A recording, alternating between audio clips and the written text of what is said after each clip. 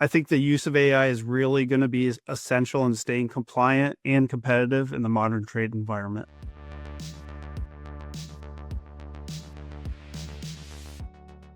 Welcome to Time Out for Trade, where we delve into the latest trends and insights on supply chains.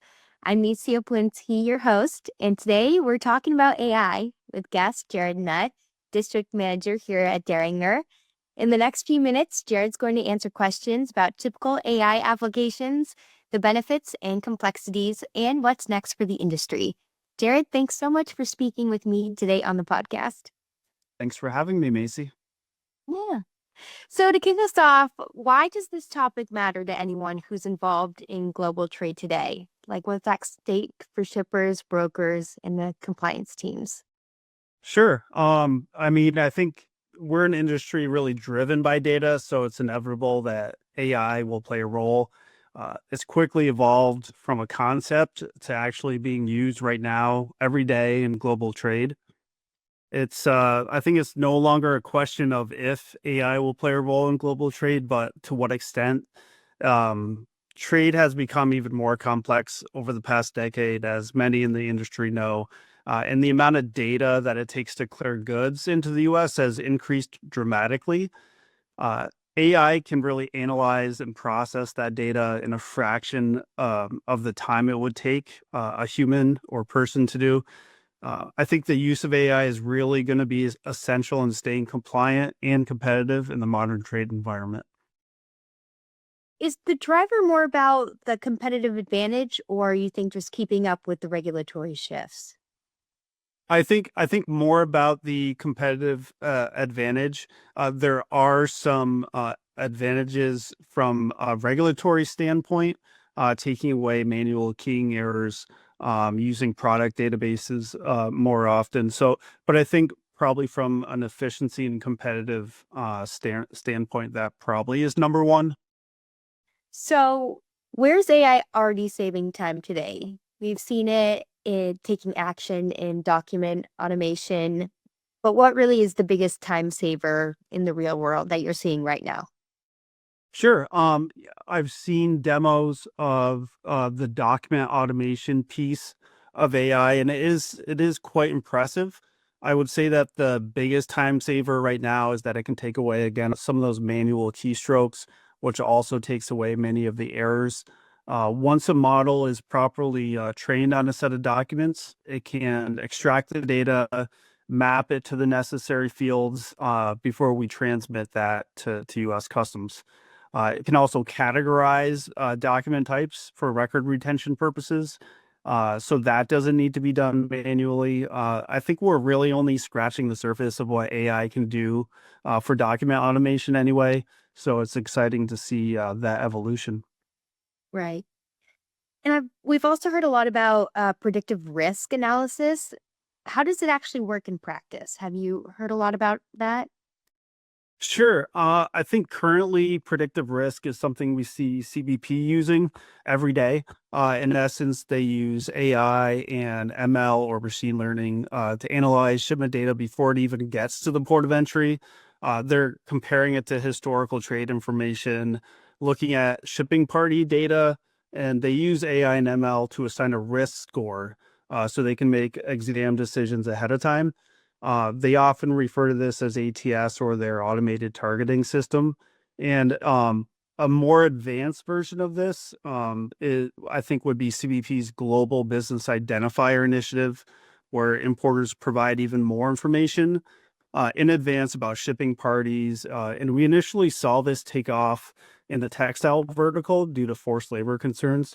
CBP is also working with outside vendors to create, I've heard it termed product passport before, which is basically a complete supply chain map for their products. And I think the eventual goal for us as brokers would be to create our own internal models to perform this type of risk analysis. Initially, I imagined that it would be on an ad hoc basis to supplement comprehensive risk assessments and eventually evolving into tools that could provide us real time uh, data about the risk before the shipments even arrive at the port of entry, kind of like CBP is doing today. Right. So I guess that would kind of take us into smart clearance. I'm not sure really what it's all about. It's sort of like a buzzword that a lot of people are hearing right now in the industry. So what does it actually mean? Well, to me, smart clearance is more of a general term that kind of describes the faster AI enhanced cargo release process, and it kind of encompasses what we already discussed as far as document analysis and other factors too, like trusted trader status. I can imagine, the speed of clearance being directed by the risk score, being assessed prior to arrival, and I mean, perhaps in the future, different lanes for cargo with lower risk scores. Again, it's all about providing more data further in advance. Right. So, among those sort of big three topics, not limited to, but the document automation, the predictive risk, and sort of that big idea of smart clearance, there's sort of always a favorite. Is so if you had to pick one of these three applications as the main game changer, what would it be and why? Sure. I think out of the three, it would have to be smart clearance because it's really a catch-all for using AI and machine learning for predictive analysis and document automation. So we want to use all those in conjunction with one another to get to the end goal. And I think that same goal is for CBP brokers as well as importers. So this is all sounding really good. We're getting faster processing and fewer errors, but there must be a catch. What is it? Well, yeah, there's a lot to like about it, but there are also some other things that need to be considered. One that everyone thinks about is cost. What are the ongoing costs, and what are the costs to integrate, especially with our legacy systems that really most of them weren't meant to work in conjunction with AI. And there are a lot of vendors playing in this space right now, and some of them, might say they can do anything, so you need to properly vet those vendors. We also don't want to over rely on AI as brokers. We have to exercise responsible supervision and control when conducting customs business. And AI will only work well if we have clean data and documents, as well as accurate parts databases for the importers. We're going to need traceable audit records as well. Also, anytime AI is integrated into an industry, people fear that they'll lose their jobs. So we need to find the correct balance and skill set really needed to foster the change with AI.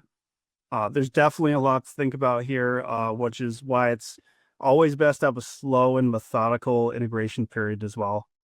Right.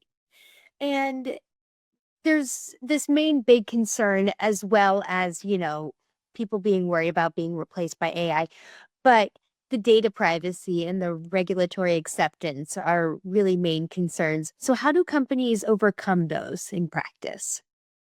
Yeah, that's huge. How do we protect all of that data? Much of the data that we transmit as brokers is highly sensitive, often proprietary. Cost information is a good example.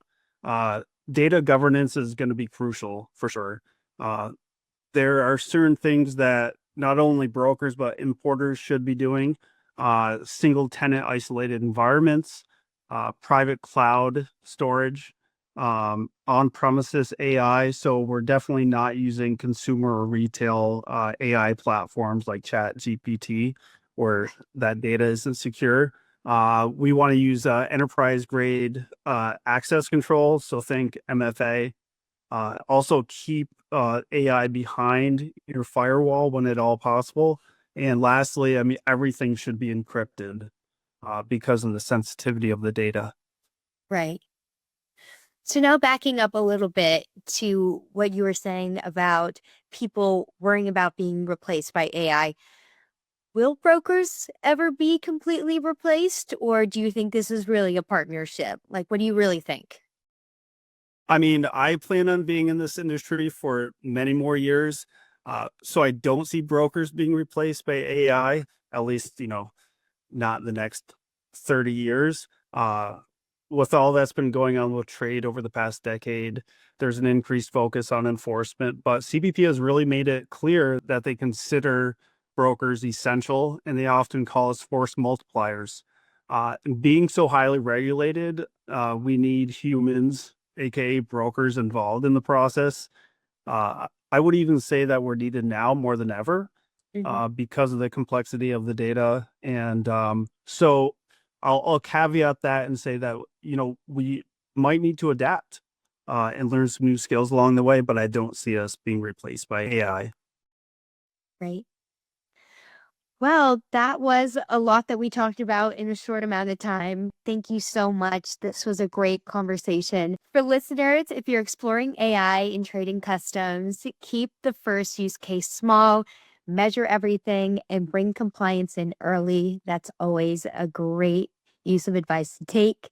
Thanks for joining us on this episode of Time Out for Trade. We hope you enjoyed this episode. For more resources from Deringer, you can head on over to our website at anderinger.com and find us on social media on X, LinkedIn, and Facebook. And don't forget to join us on Wednesday, March 11th, 1:30 to 2:30 p.m. Eastern Time for Securing the Future of Trade, Cyber and AI Insights with Sue Ross. Secure your spot today. Thanks for listening, and thanks, Jerrod, for joining us once again. Thank you.